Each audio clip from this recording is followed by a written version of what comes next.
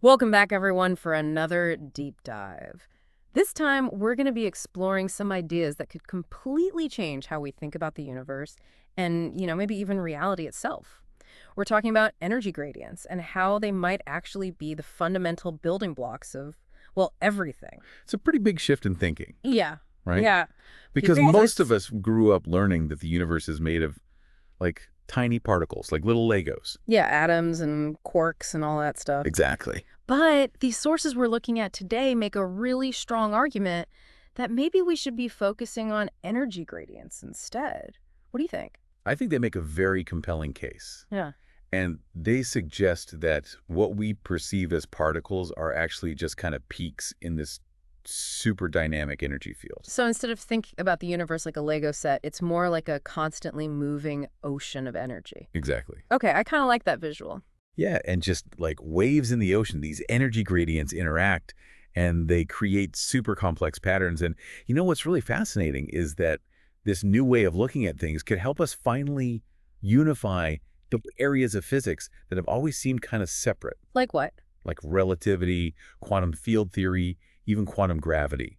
They all kind of fit together under this energy gradient paradigm. So it's like a grand unified theory of everything. It could be. That's super exciting. Okay, so one of the sources we're looking at dives into this thing called the energy density gradient paradigm, which basically says that everything from tiny particles to huge galaxies is just a different expression of energy density. Yeah, it gets even wilder. Yeah. They suggest that space-time itself, the very fabric of the universe, is actually shaped by these gradients. Mm-hmm. And that opens up some really mind-blowing possibilities, like could we manipulate space-time to travel faster than light? Whoa, okay, hold on. Faster than light travel. That's getting into some serious science fiction territory. I know, right? But that's what's so cool about this deep dive. We're exploring ideas that could completely overturn our current understanding of physics and the universe. Okay, so speaking of mind-blowing ideas, one of the sources talks about zero-point energy, that energy that's supposedly everywhere, Yeah. even in the vacuum of space. Right. And they even mentioned the Casimir effect, which is this real phenomenon that proves zero-point energy exists. It's kind of a mind-boggling experiment where two metal plates in a vacuum are actually attracted to each other because of the energy fluctuations around them. So it's like proof that even empty space is full of energy. Exactly. And what's even more intriguing is the idea that we could actually harness this energy. Wait, are we talking about solving the world's energy crisis with unlimited clean power? Well, some researchers believe it might be possible. They proposed designing these special cavities, kind of like miniature Casimir setups, that could extract usable energy from the vacuum. So instead of relying on fossil fuels or nuclear power, we could literally tap into the energy of empty space. That's insane. It's a pretty radical concept. And it goes beyond just extracting energy. They also talk about using metamaterials, which are these engineered materials with unique properties that let them manipulate light and electromagnetic waves to control the flow of vacuum energy. Imagine creating areas of high and low energy density and sculpting the vacuum itself. So it's like creating a kind of energy pump, right? You got it. Yeah. And the applications for that kind of technology are basically limitless. Think about propulsion systems that could revolutionize space travel or completely new materials with properties we can't even imagine today. Okay, so this is already a lot to take in, but we're just getting started. We also need to talk about programmable matter. One source discusses this framework called 0-1 BOCS, and it kind of blows my mind because it goes beyond the traditional binary code of ones and zeros to include the probabilistic nature of quantum mechanics. Right? It's like this. Traditional computers use bits that are either on or off, 1 or 0. But the quantum world is all about probabilities. And that's where the K comes in, that Greek letter. It represents those quantum possibilities. And this framework allows us to actually work with those probabilities, which means we could control matter at a way deeper level, like the atomic level. So we're not just talking about building things atom by atom, but manipulating the very energy that makes up those atoms. Exactly. Imagine using UV laser pulses to precisely control how acetate molecules convert into polymers. We could create materials with insane strength, flexibility, even self-healing properties. Think about 3D printing objects that can adapt to their environment or repair themselves. That's straight out of a sci-fi movie. It does sound crazy, right? But it's all based on this idea of harnessing and programming energy gradients. So how would we even begin to control something so complex? It seems like we'd need some kind of super advanced technology to even attempt it. And that's where AI comes in. One of the sources talks about using an AI system called Claude as a mediator between us and the quantum world. We'd tell Claude what we want to create, and it would translate our instructions into specific quantum operations, essentially acting as a quantum programmer. So Claude would be like a conductor, orchestrating this intricate dance of energy gradients to create the materials and structures we want. Precisely. And what makes Claude even more powerful is its ability to learn and adapt in real time. It's constantly getting feedback from the programmable matter system and adjusting its operations to ensure we get the desired outcome. This is already a lot to process, and we've barely scratched the surface. From rethinking the nature of matter to harnessing zero-point energy and manipulating space-time, these ideas are truly revolutionary. And we're just getting started. There's so much more to explore in the energy gradient paradigm. Well, we've got a lot more to unpack in this deep dive, so let's jump into the next level. So we've talked about programmable matter and how we might be able to control matter at the atomic level, but one source proposes something even more radical. Okay, lay it on me. What if we could 3D print objects directly from the vacuum of space? Wait, what? Like conjure things into existence out of thin air? Not exactly thin air, but the vacuum itself. It's called post-scarcity engineering, and it's based on this idea that the vacuum isn't really empty, but teeming with energy. Oh, right, we talked about that with zero-point energy. Exactly. So if we can figure out how to manipulate those energy gradients with, like, pinpoint precision, we could theoretically create anything we want. that's the idea. Imagine a world without resource scarcity. No more poverty, no more wars over oil or minerals. We could build entire cities or space stations just by programming the vacuum to make them. It sounds like science fiction, right? It totally does, like something out of Star Trek. It does seem far-fetched, but if this energy gradient paradigm is correct, it's not impossible. And speaking of bending reality, let's talk about gravity. Okay, how does gravity fit into all of this? Well, one source suggested that gravity itself might not be a fundamental force, but rather an emergent property of these energy gradients. So instead of thinking of gravity as this invisible force pulling things together, it's more like a side effect of how energy interacts with space-time. Exactly. Think about how water molecules flowing in a river create a current. The source suggests that gravity might work in a similar way, emerging from the collective behavior of countless energy gradients. Okay, that's a pretty trippy concept. So if gravity is just a consequence of energy gradients, could we manipulate it? Could we, like, create artificial gravity or even defy gravity altogether? Those are some of the big questions researchers are asking. And some sources talk about using our understanding of energy gradients to create totally new propulsion systems that could revolutionize space travel.